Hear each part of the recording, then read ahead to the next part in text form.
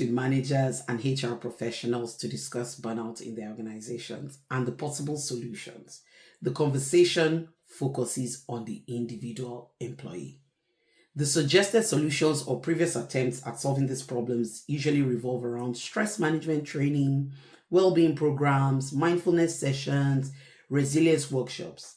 The assumption is that people need to become more resilient, and I genuinely believe that all these interventions can provide support, but they don't address the underlying conditions that are creating this burnout in the first place.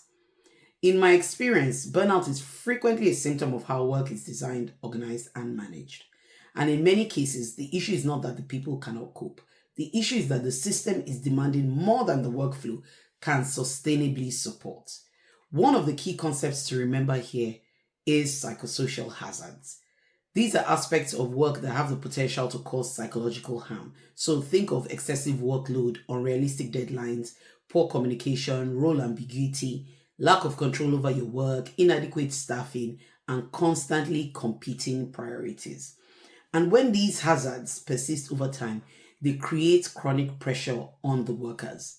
So the result is fatigue, disengagement, reduced performance, increased errors, and eventually burnout.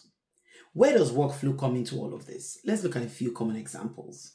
First, workload exceeds capacity. This happens when you continue increasing expectations on your staff without increasing the resources, the staffing, or the available time. The gap between that demand and capacity keeps growing until the workers will begin to absorb the pressure themselves. The second is constant task switching. You find that many employees spend their days moving between emails, meetings, messages, phone calls, and competing requests. Every one of those interruptions carries a cognitive cost. People will end up spending more energy managing work than actually completing it. The third, inefficient processes. Outdated systems, duplicated tasks, unnecessary approvals, poor information flow.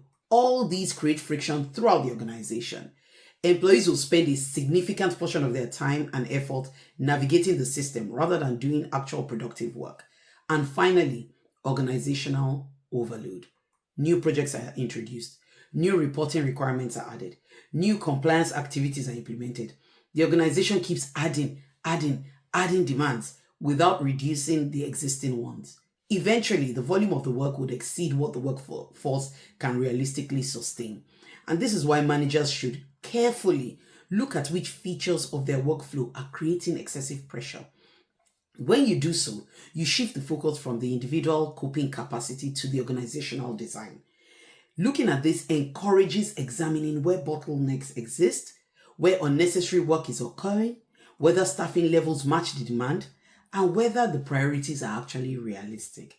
It is important for us to recognize that burnout is an operational risk, not just a well-being issue. Burnout would contribute to reduced productivity, increased sickness absence, higher turnover of your staff, more workplace errors. And when this burnout becomes widespread, take it as feedback from the system.